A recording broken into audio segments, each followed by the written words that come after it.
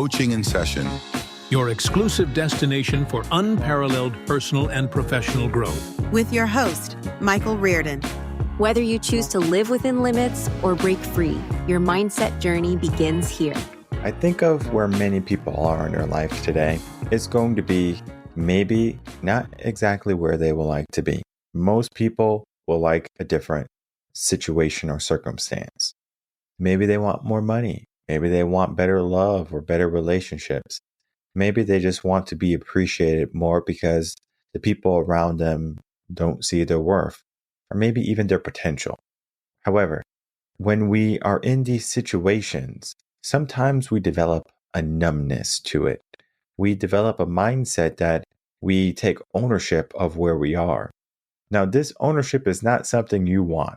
I can't imagine many people, they want to inherit maybe an insane asylum or a piece of land that is swampy.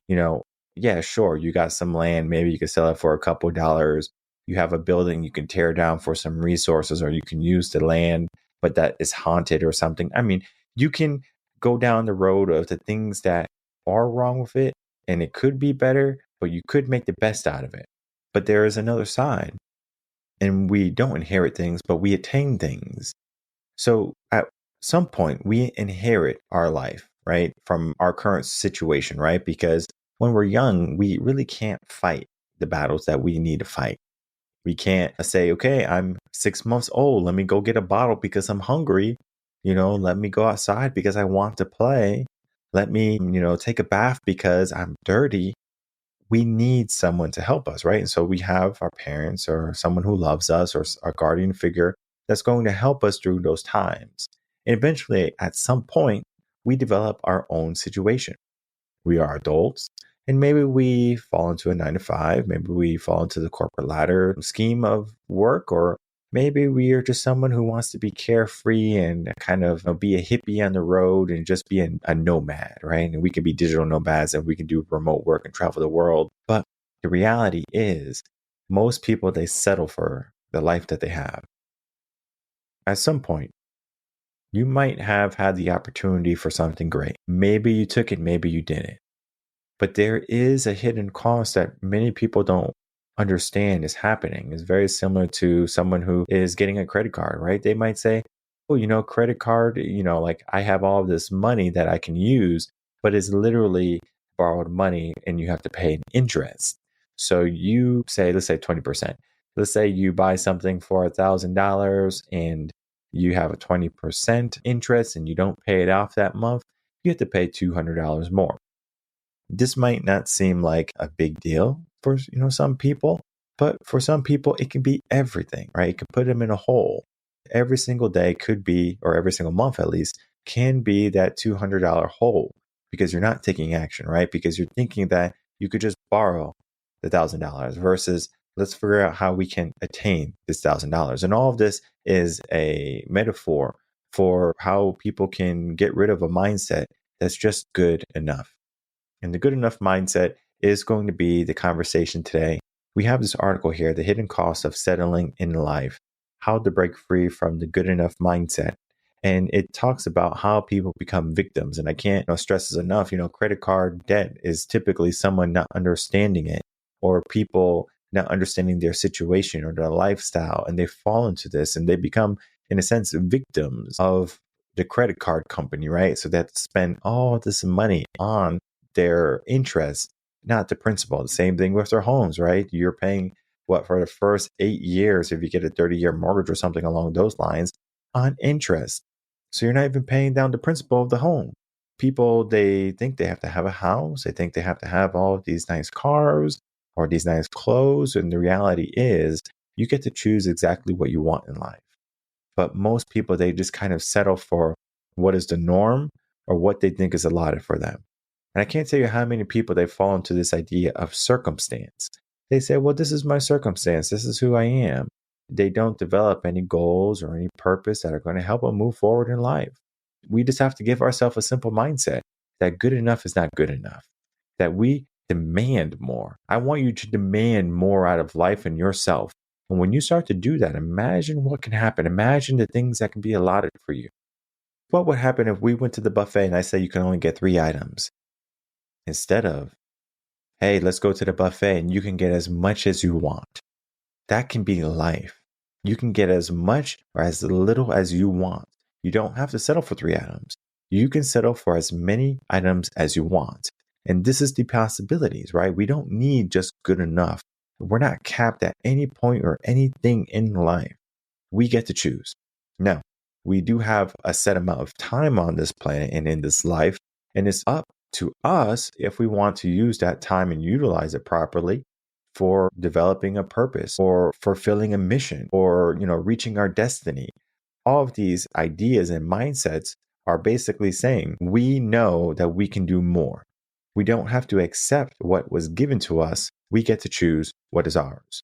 And so in this article here, once again, the hidden cost of settling in life, how to break free from good enough mindset, is talking about how to break free from it, right? And become more responsible in how we operate in our days.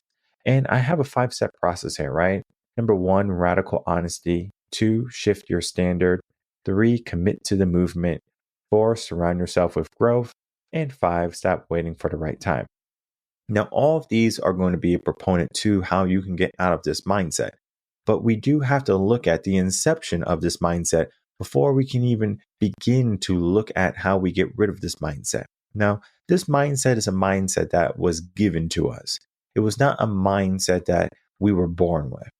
It's very similar to how we are born with only 2 fears. We are born with the fear of falling and the fear of loud noises.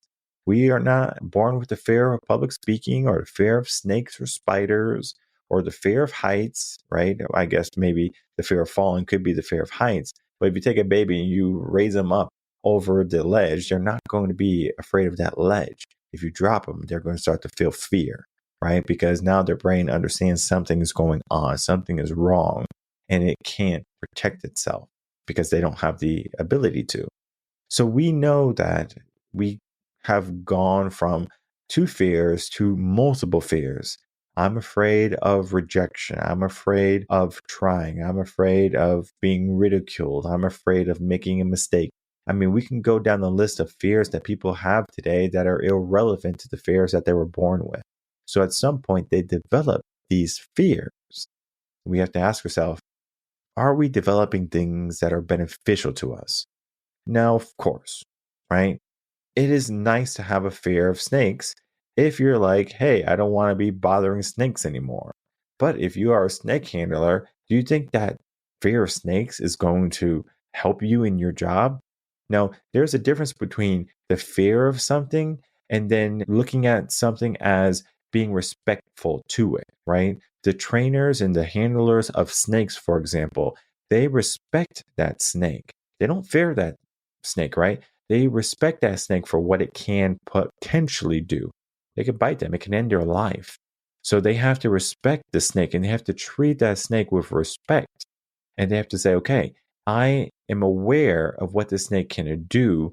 Let me address it with respect. Now, I'm not saying you need to be nice to the snake and kiss it and stuff like that.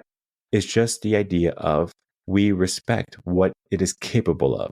And we are aware of what it's capable of. We're not afraid of what it's capable of, because if I tell you to be afraid of humans, you might not say, well, why would I be afraid of human? I'm a human.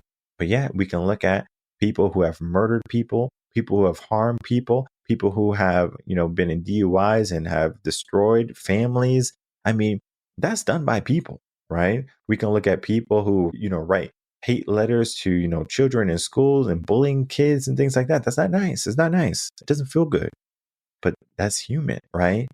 So we're afraid of a snake or a spider that's more afraid of us than we are to the people that will backstab us with a smile. And so many people, they just kind of fall into this good enough mentality because they think their surroundings are safe. And safe is going to be subjective to you, right? Because you might not be in a nice neighborhood. Maybe, there's someone that you don't trust or something like that, so you don't feel safe and secure. Sure, right? We need to address that situation first. And if we can do that, then we can start to look at, all right, let's figure out everything that is us right now, where I am. And this is where we do the inventory of everything that is going right and everything that's going wrong. And this is number one, the step one, radical honesty. Like, I can't tell you how honest you have to be with yourself. And I mean, like, honest.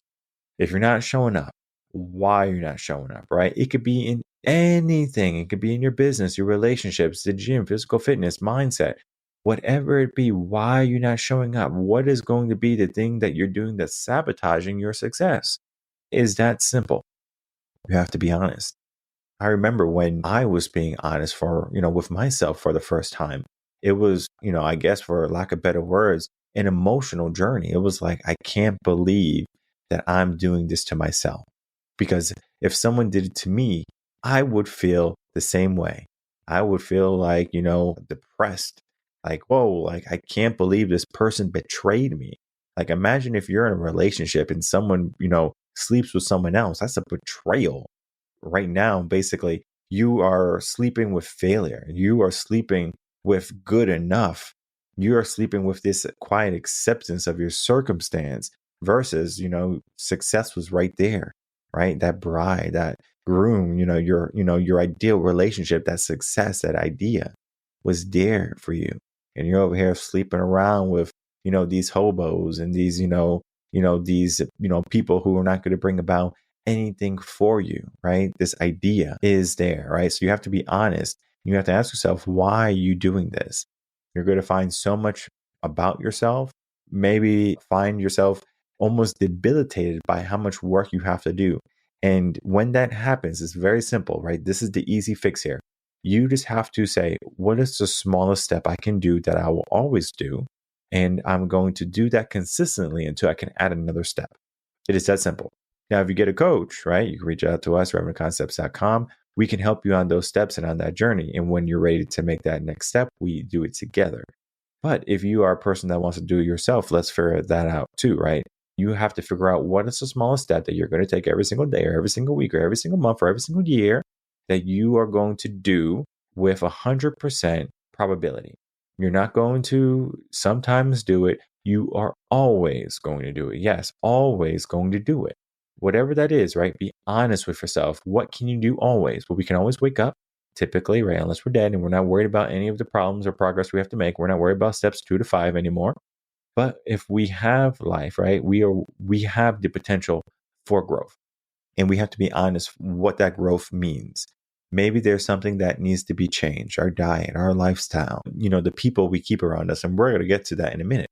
But we have to be very honest with what needs to be changed and what needs to have to happen. Then we look at number 2, right? We shift your standard.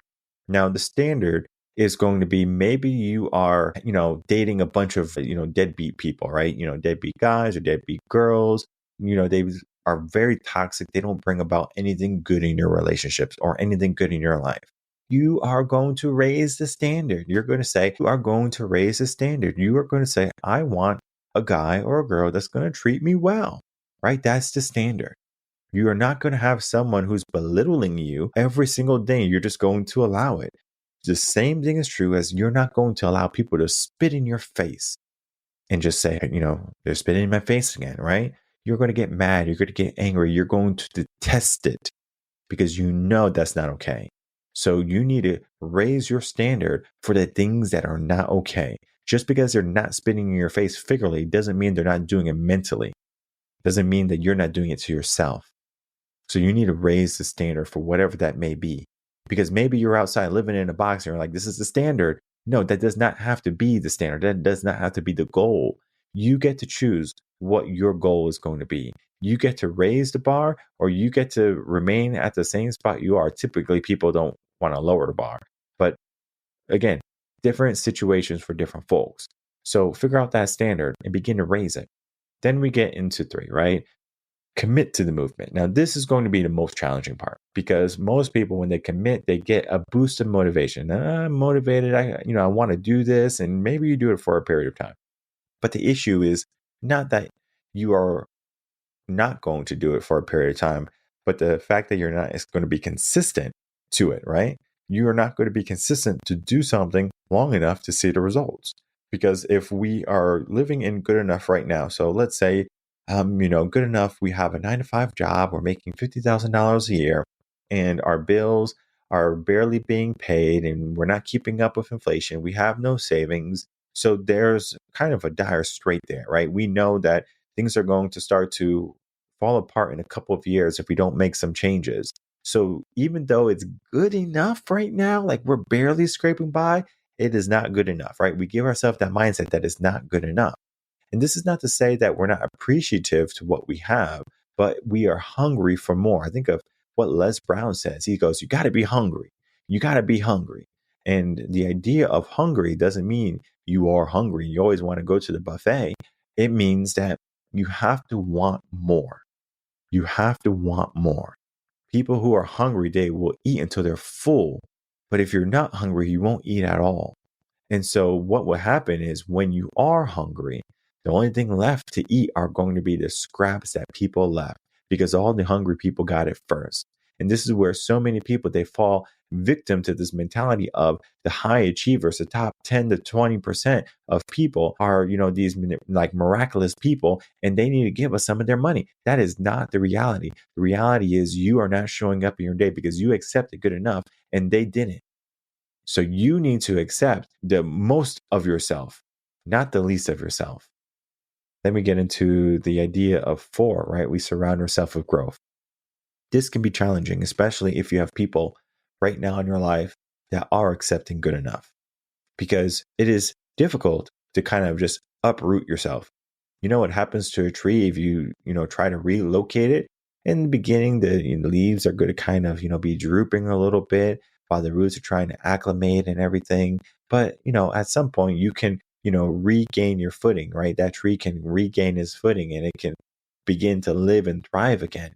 But during a period of time, it might be sketchy. Like, am I going to make it? Am I going to keep on growing? Am I going to keep on flourishing?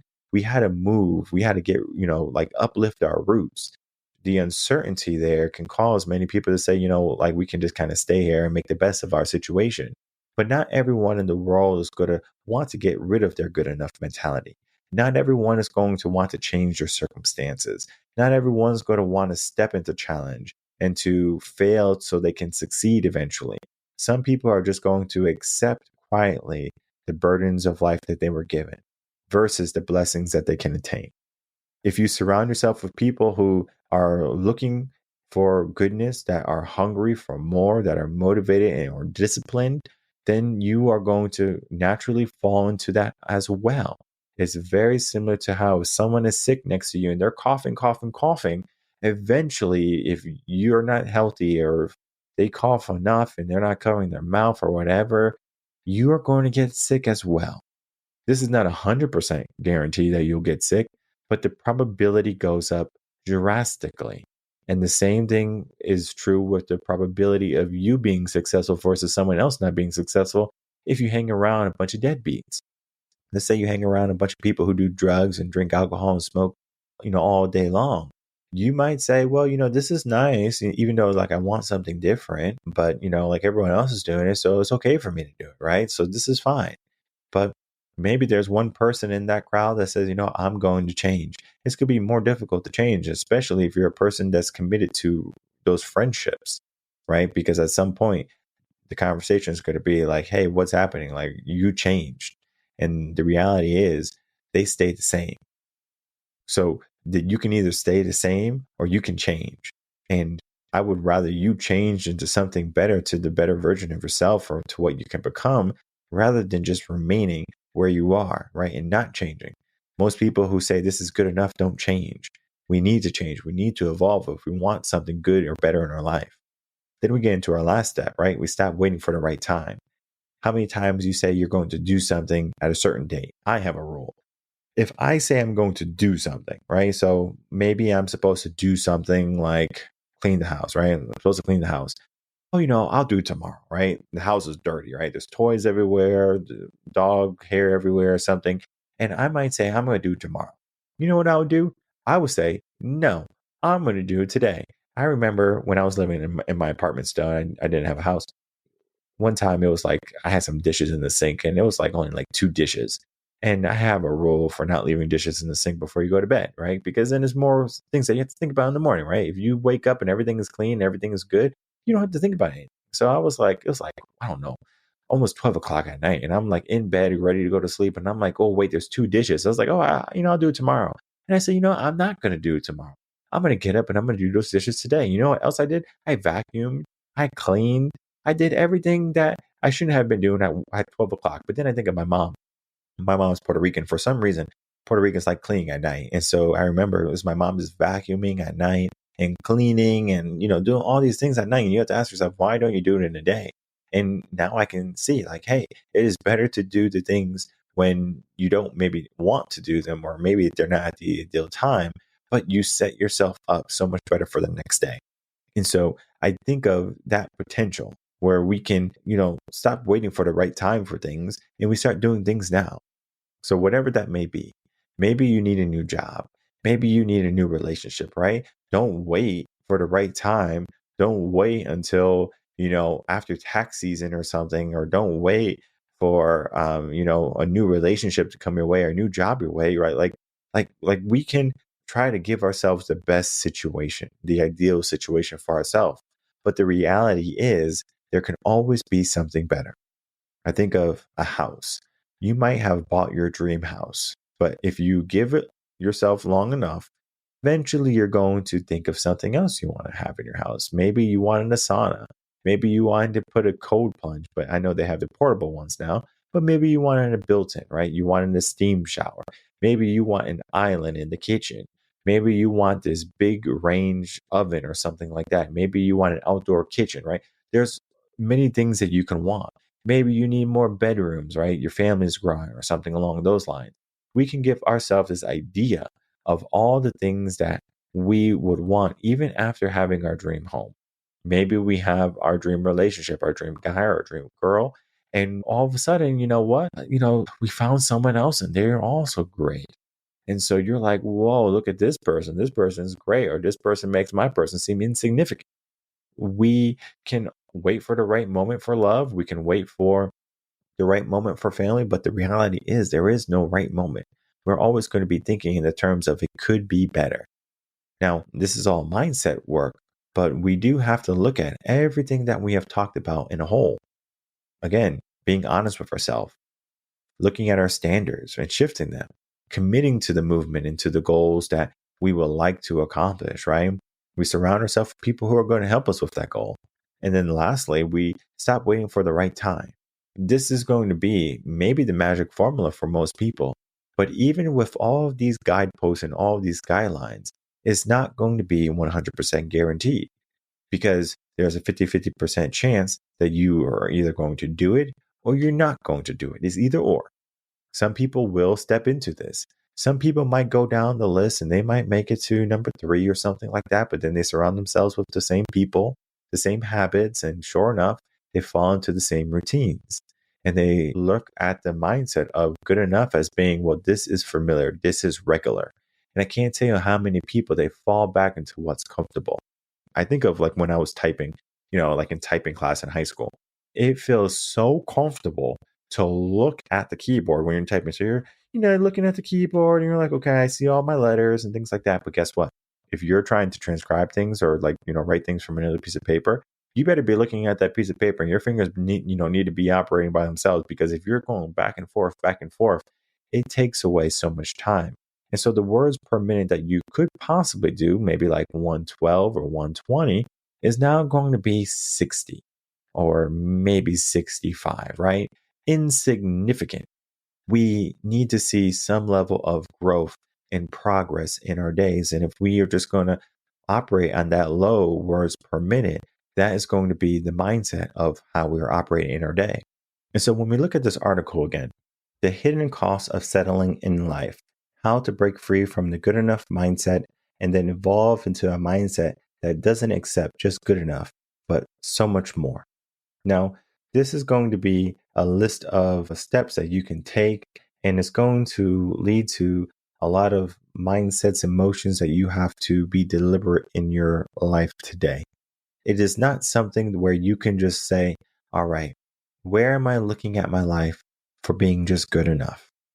Okay, I'm accepting my relationship for what it is. And maybe you're not having sex, or maybe you're not having communications and you're just roommates. Maybe your boss is, very mean to you and they don't give you raises. Maybe your kids don't want to talk to you and there's a lot of disrespect happening. You can just say, well, this is as good as it's going to be. Or you can say, man, let me fix this. I can't imagine if something is broken in your house and you just say, well, it still kind of works, right?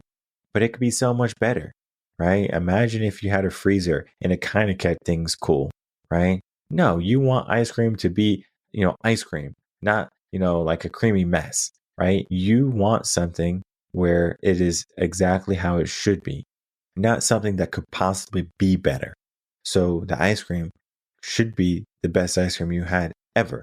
Not, oh man, like this is soupy ice cream. It's a soupy mess. It's kind of cool, it's kind of cold, but it's not what ice cream is. And that is what life can ultimately be. You can be living in a mess of life right now where it can still be kind of sweet, but it's not savory, where it's not the ideal life that you would like to be living. Because maybe you are in maybe a decent home, you have a decent job, but it could be better, right? Typically, it always can be better. And the only thing you have to do is give yourself of this mindset of your current situation is not your only situation, or it's not your final destination. You have to choose what's coming next. If you get rid of this mindset of good enough, or this mindset of, settling, then you are going to give yourself a new mindset, hopefully, of progress and potential and of advancement. All of these things are going to lead to what is next, what is capable. Typically, you're not going to just see a staircase and say, I would love to get to the top and not take the first step. You have to be a person that takes the first step. And if you are a person who's afraid to take the first step, for whatever reason it may be, and you need some help and you need some guidance, of course, you can reach out to us, revenconcepts.com. If you are a person that is self-sufficient and just wants to read the blog, the link is right down below. Read the blog, follow it, commit to it. Don't let a date or don't let a certain circumstance set you apart or to backtrack you so far from the goal. And the goal is not to settle for less, but to never settle and to keep on pushing and to keep on advancing for more goodness and for more stuff in your life. There is no cap, there is no limit. It's all about what you set your mindset to and understanding that there is not going to be a limit on what you're capable of.